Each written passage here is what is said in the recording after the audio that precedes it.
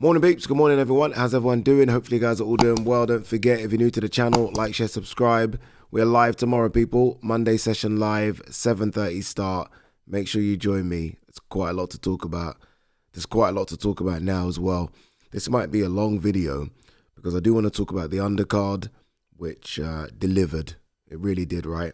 The fighters delivered. I want to talk about what next for the winners and the losers. Obviously, we're going to talk about what next for Chris Eubank Jr. and Conor Benn. The atmosphere. Like, if you listen to Twitter and read things on Twitter all week, they would make you believe that that stadium was going to be half empty. It was packed. It was packed, people. So, yeah, the atmosphere was incredible. And just how good British boxing is right now. I know there's a lot of conversation about small hall shows, and we might get to this or that on this video as well. But when you think of some of the events we've had recently and how they've just been all busy and packed and what we've got coming up and talks of what's going to come next year, now we're in a good place. We're in a good place. We're trying to find the next stars because the ticket setters for the last 10 years all coming to the end. AJ, Fury, Leewood, Warrington, Chisora. Those guys are all done soon, right? So we are trying to find the next stars, and sometimes in trying to find next stars, there is going to be a bit of a lull. But I don't think there is. Honestly, I don't think there is. This is a weird place for me to start, but we're going to start here. Michael Buffer. Incredible. Honestly, we are going to miss that when it's done. Like Michael Buffer, I was speaking to him on, what day was it? Might have been the press conference day. And he said he turned 81. And I was thinking, it's going to be over soon. Like Michael Buffer doing that Let's Get Ready to Rumble is going to be done soon. And I think we've got some really good MCs. I think Diamante's incredible. I think Joe Martinez, who does the Golden Boy shows and does a bit of UFC, the smaller UFC shows, is, again, incredible. I think Thomas Triber's really good. I think Big Mo is really good. But Michael Buffer's just... like that Let's Get Ready to Rumble, I just don't know how you replace it. And I guess you don't, right? Although I did hear that he has licensed it now. So that means other people can say it. And it still might not be right hearing someone else say it. Like hearing another MC say, Let's Get Ready to Rumble is going to be a bit weird. But I would like to hear Diamante try it. I would like to hear it and seeing how it sounds. But look, anyway, I think Buffer's incredible. And when he says that, the energy just goes up by 100. It really does. Like everyone's excited anyway because he's doing the introductions and we're like, oh my God, this is going to... And then he says that. And if you're a fighter and that doesn't give you something, then I don't know. I don't know. All right. Where should we start properly? Should we start with 50 Cent? No? Should we wait for that? Should we start with a fight? All right, let's start with a fight. I knew from the first couple of rounds that Eubank had nothing. That was flat. I knew it. I was like watching him fight on the back foot. And I was like, what's he doing?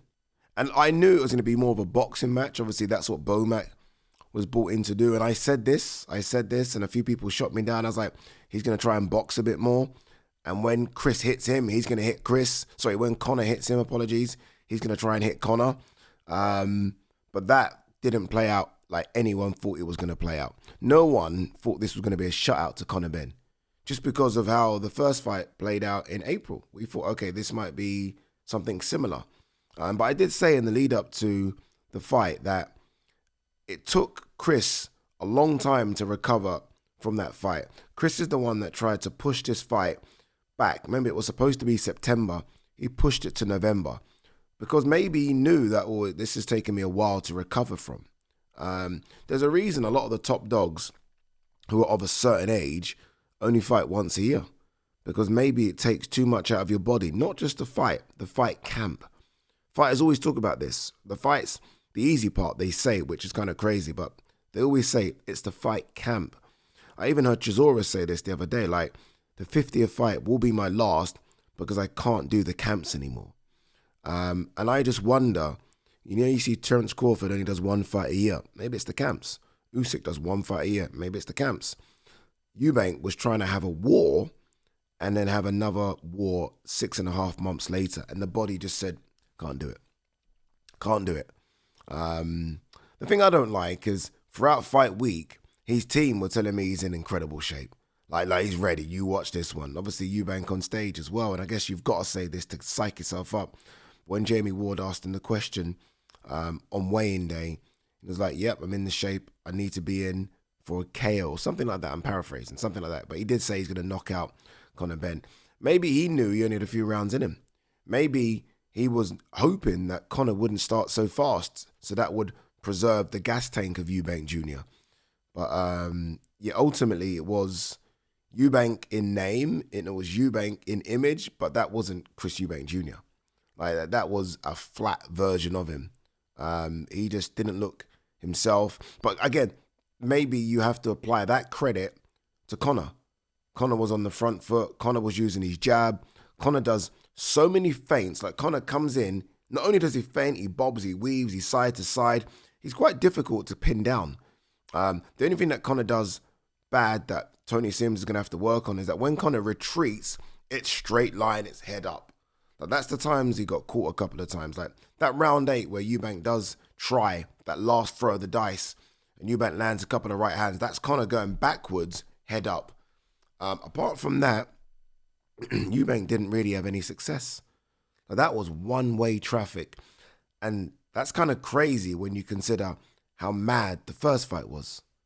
But maybe you can only go to the well so many times. Maybe you can only have a weight cut that you maybe shouldn't be having at 36 so many times. Maybe you can only have weight restrictions so many times. And maybe Eubank's rolled the dice too many times.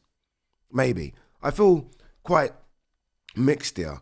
On one hand, do I give Conor all the credit for that victory? Or do I take some away because of Eubank's inability to really just look anything like he did in the first fight? I don't know. I'm kind of mixed with it. And I can tell that Twitter or X is mixed with it as well. Everyone wants to say Conor was sensational, which he was. But on the same hand, in the same sentence, we're like, yeah, but Chris and the weight cut, and Chris and age, and Chris and deterioration, and Chris and father time, those sort of narratives are being spun. I feel like I want to stick with Conor was just good, just a lot better. Conor had learned from the first fight. Conor's 29. Conor would have gone into the first fight with a bit of fear, as you would most fights, but that fear had gone this time round. Like, gone. He looked ready. Whereas Chris, again, from the first round, on the back foot. Go and watch the first fight. These guys meet each other in the centre of the ring and both are trying to establish who is the dominant. This fight, Chris immediately back foot. Immediately. Second round, back foot. Third round, back foot. Fourth round, he tried. Then back foot. Literally, he kept getting pushed back throughout. And you make a man feel old when you don't allow them to fight at their pace. Sometimes these older fighters are getting away with it because they're setting a pace and you're allowing them to fight at that pace, so you're not testing the old legs. Conor was like, no, we're going to test your legs. I'm going to fight at a pace that you don't like because I can fight 3 minutes of a round, you can't. Chris at this stage of his career can maybe do a minute and a half and a little rally at the end. That's it. Whereas Conor can go 3 minutes of every round for 12 rounds. And I think we saw that yesterday. And that's maybe the difference. And then obviously, look, he puts the icing on the cake with the knockdowns. That kind of just was that, wasn't it? Although one judge had it 116-110, Ben, with those knockdowns. I'm like, geez, if Ben didn't get those knockdowns, you had it a lot closer than it really was. Because I maybe gave Eubank a round. Maybe there was a round he stole. Maybe that round where he landed those 2 right hands. Maybe because that looked like the flashier stuff in the round. That was it. And look, he tried. I don't want to shit on his parade here. He tried. I mean, he tried to go to the body. He tried to find something. And that's him. That's the Eubank name. That's Chris saying, you know what, no, we're not going to go out like this. We've got to find something. But it must be difficult when you know nothing's there. And you know what? Maybe you only know that when you get in the ring. Maybe fight camp was great. Maybe training was good. Maybe everything, even the ring walk, maybe everything in leading up to the fight is good. Maybe you only know when the bright lights hit you and it's real time. Maybe that's the only time you know, because you hear a lot of fighters say training camp was amazing and then just Father Time got me in the ring. So maybe that was the case. Maybe it just got him in the ring. But yeah, it was slightly disappointing, especially considering all the undercard fights, maybe apart from Riakpo, Tommy Welch, all the undercard fights really delivered, and then some. So you're thinking, okay, this is now really set up to be a barn burner. Like, this is going to be mental. And unfortunately, it wasn't, right? It just didn't catch fire. There were moments when it did, but it didn't catch fire like it did back in April. All right, what next for both? And by the way, we are going to do so many videos throughout the week. Obviously, me and G-Man are going to record tomorrow and really break this down. The live is going to be incredible. Again, make sure you join me. Monday session live. Like, this is a live you can't miss. You can't miss this live. What next for Eubank? You guys know me and, like, retire. I'm always championing retirement when I feel like you've done what you need to do and there's nothing more to achieve. Like, when fighters have more to achieve, I'm like, no, stay around. But he's done what he can do. I don't think he's going to be a world champion at 160 or 168. I mean, I don't know how much stock you have in the IBO belts. Obviously, he's won a couple of those. But I just don't think that's going to happen. The champions, there's really two. Janibek fights Lara. Janibek should and I think will beat Lara. And then there's Carlos Adames. No. I don't think he can fight either of those guys. And then at 168, there's a guy called Terence Crawford who might vacate. There might be belts that are vacated. But Terence Crawford was ringside and he's looking at that thinking, no. So what's left? Are there money fights out there? Yes. But have those money fights now dipped in money value because of that defeat? Yes. So Hamza Shiraz was a money fight. That's now gone. Right? Canelo was a money fight. That's now gone. So there aren't, I don't know what avenue or what route he takes. Hence why I'm saying retirement. He would have made, hopefully, around 20 million for those two fights. It's not bad. And it's not like he started from ground zero making 20 million. Conor's made good money throughout his career. So it's not like, it's not even like Crawford, where Crawford's really made the bulk of his money in the last 3 fights. Conor's actually steadily made good money throughout his career. And now he's just added 20 million on top. He's okay. He's okay. He's 36. He's obviously announced he's going to be a father of twins. It's fine to move on and try something else. Find something new to do. That being said, he alluded to the fact that he was dealing with a lot in camp. And you know what fighters are like. I do think fighters are quite delusional because you have to find a reason you lost because that's just how fighters are. So he might look at that and think, okay, I was going through a lot of shit in camp. I'm not going out like that. We're going to do something else. We're going to try something else. So he might stay around just to almost prove to himself that he's better than that. We'll see.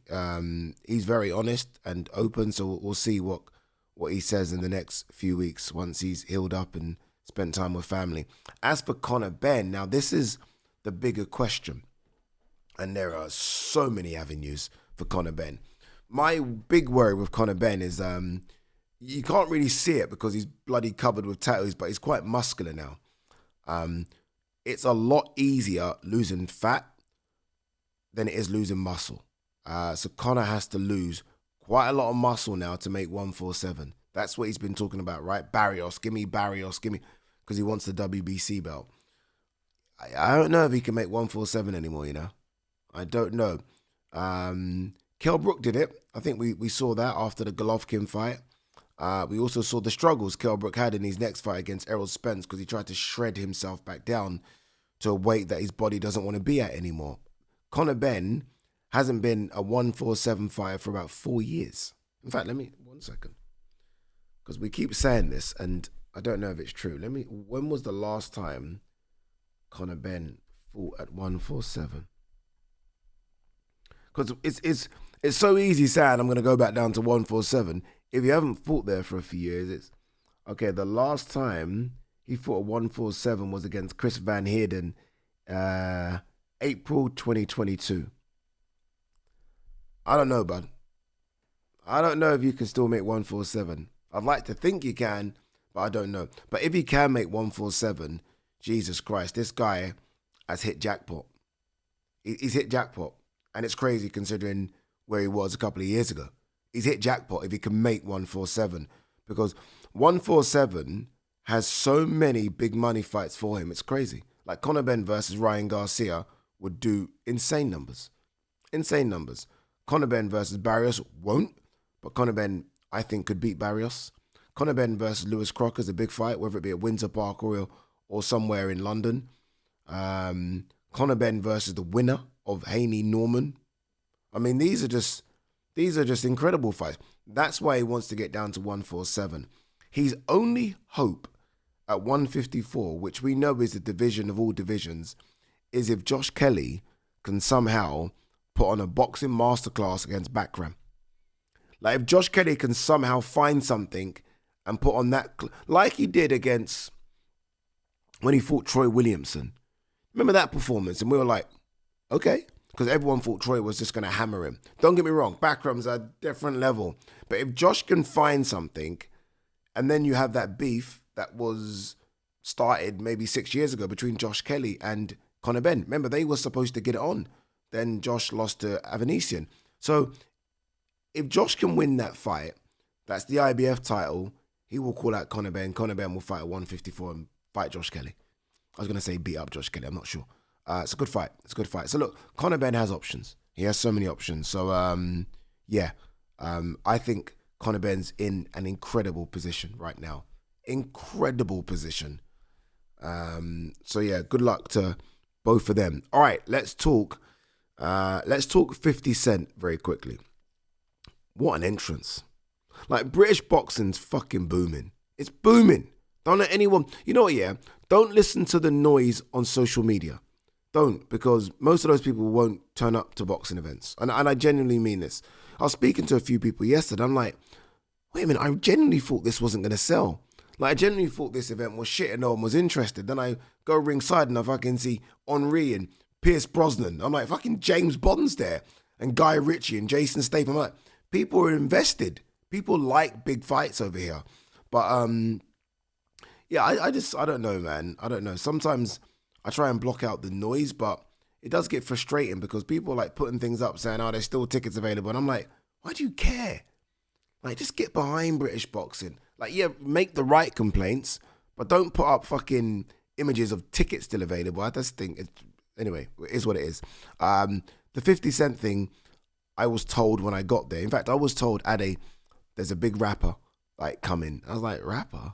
So I just immediately started thinking about the UK rap list. I was like, okay, well, is it Bugsy? Is it Stormzy? Is Kano? I know is always in the building. So I was thinking about those guys, Central C, whatever.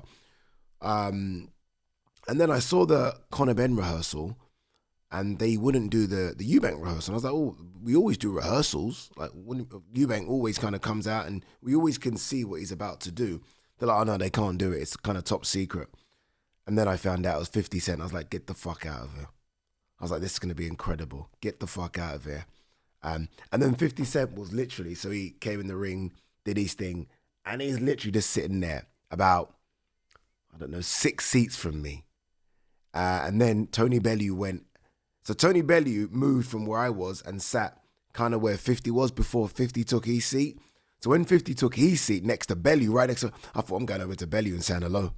And I just went over to Bellew and said, what's going on, Bellew? Just to see, just to be that close to 50, thinking, fucking, I've been playing your music for 20 years. 50 Cent right there. I was going to take a photo, but I never do that shit. Like, Henri, I was going to take a photo of Henri. I just don't do it. I don't know why. I was going to take a photo with fucking James Bond. I didn't do it. All right, let's talk the undercard. I did say this was going to be a long video, right? Where should we start? You know what I do want to talk about, yeah? And Mr. Sam Jones, don't be upset, but I've got to talk about it. Firstly, magnificent performance from Jack. Magnificent performance from Ekko. Those boys delivered, as I knew they would. And credit to Ekko, by the way, because he was getting busted up early doors. Busted up. I was like, oh my God, they're levels. Jack's just too far ahead of him. And when he got put down, I was like, and it was a heavy knockdown. And that boy is so fit. That's the only reason he got up. That's the reason they call him the engine. Honestly, he's so fit. that knockdown, I can't believe no one's talking about it. I think they did on comms. I'm sorry, the referee said break, didn't jump in, and Jack landed a couple Echoes down. I'm like, the fuck's going on here? Like Ekko was coming on strong. Yes or no? Ekko was coming on strong. I think Jack was still winning the fight, but Ekko was coming. Again, Ekko is a second half fighter. Like, his engine kicks in. It's like an old diesel truck. It takes a while to get going, but when it gets going, and I was like, 1 second, is no one going to say anything? I'm like looking around like, is Ekko's team not going to scream and shout here? And I think his team did him a disservice there. I think his team did him, because if they scream and shout, rather than the referee saying, okay, fight, continue, and then obviously Jack getting the finish, the referee kind of might, like, you know, okay, Ekko, you okay? You took a couple, take your time, like, go to the corner.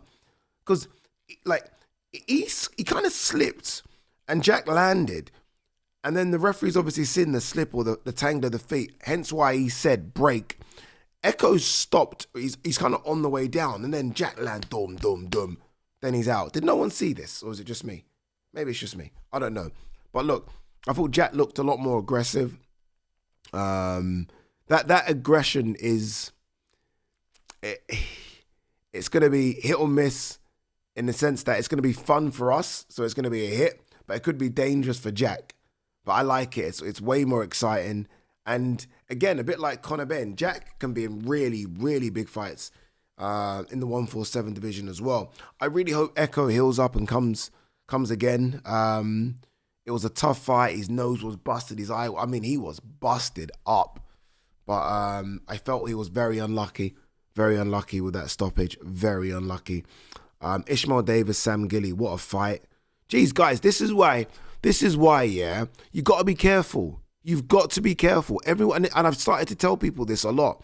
When a fight card gets announced, just don't say it's shit. How can you say it's shit before the fights? Say it's shit after.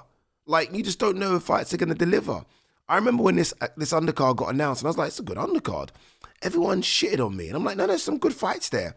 You've got to wait till the fights play out. And the fights were good.